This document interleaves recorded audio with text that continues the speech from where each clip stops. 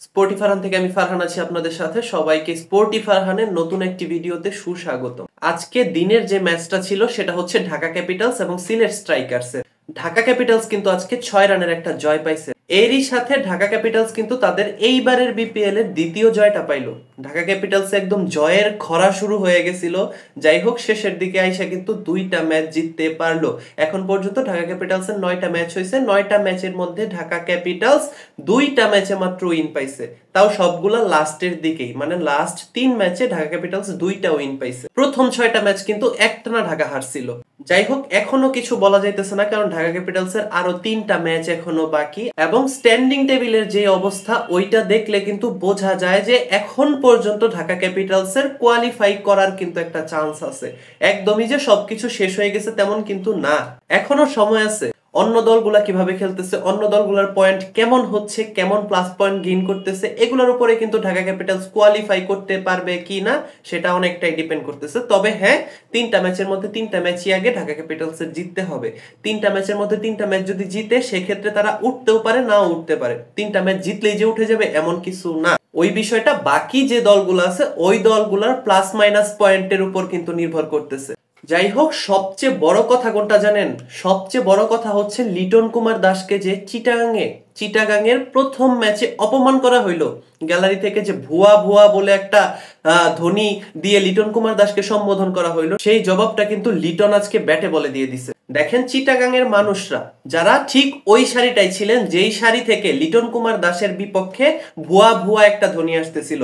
আমি সকল চিটাগাংবাসীর কথা বলতেছি না, সবাইকে দোষ দিয়ে লাভ নাই, কারণ ওই যে একটা সারির যেই মানুষগুলা ছিল ওই মানুষগুলা কিন্তু লিটন কুমার দাসকে ভুয়া ভুয়া বলে সম্বোধন করছিল। সবাই কিন্তু করে নাই, সো সবাইকে আমি দোষটা দিচ্ছি না। দেখেন, লিটন কুমার দাসের মতো একজন ক্রিকেটার রিসেন্ট অফ ফর্মের জন্য এমন ভুয়া ভুয়া ধ্বনির মাধ্যমে যে অপমানিত হবে, এইটা হয়তোবা অন্তত বাংলাদেশের মানুষের কাছ থেকে লিটন দাস কোনোদিন আশা করছিল না। যাই হোক, যেইটা লিটন কুমার দাস কোনোদিন আশাই করেন নাই সেইটা চিটাগাংয়ের কিছু মানুষ করে দেখাইছেন। এইটা নিয়ে আসলে কিছু বলার নাই, এটা নিয়ে অনেক সমালোচনা হয়েছে, অনেক কিছু হয়েছে, আমি আর এটা নিয়ে কথা বাড়াইতে চাইতেছি না। তবে আপনাদের সেই অপমানের জবাব কিন্তু লিটন দাস আজকে ব্যাটে বলে দিয়ে দিছে।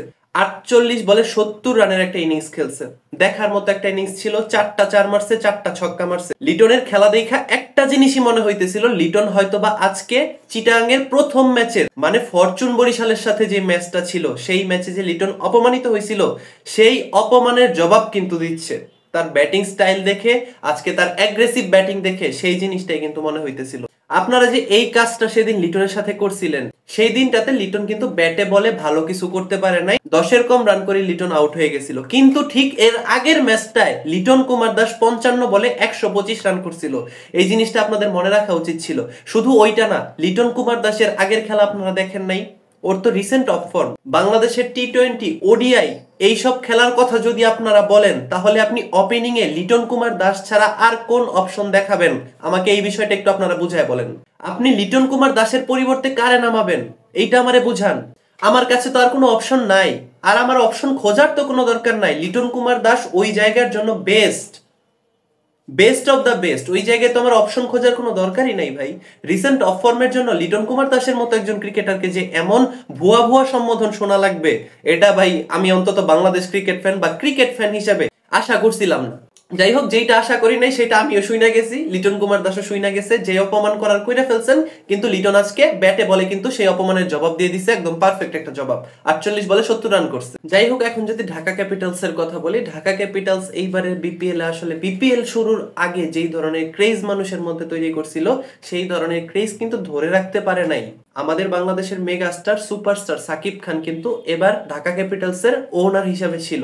সাকিব খান দল নিছে, তারপরে আবার সাব্বির রহমান দলে আছে, যেখানে গতবার বিপিএল এ সাব্বির রহমান কোনো দল পায় নাই। ওই জায়গায় ঢাকা ক্যাপিটালস এর ক্রেজটা একটু বেশি ছিল। আর ওই দিক দিয়ে লিটন কুমার দাস আছে, তারপরে আবার মুস্তাফিজুর রহমান আছে, আমাদের কাটার মাস্টার। সবকিছু মিলায় কিন্তু ঢাকা ক্যাপিটালস এর ক্রেজটা একটু বেশি ছিল। তবে আমি যদি একটা সত্যি কথা বলি, ঢাকা ক্যাপিটালসের এবার ফ্যান বেশি হওয়ার অন্যতম একটা কারণ হচ্ছে সাকিব খান আর সাব্বির রহমান। সাব্বির রহমান কিন্তু একটা কথা বলছিল একটা সাংবাদিককে, সেটা হচ্ছে যে তার মনে হয় ঢাকা ক্যাপিটালসের 50% ফ্যান শুধু তারই।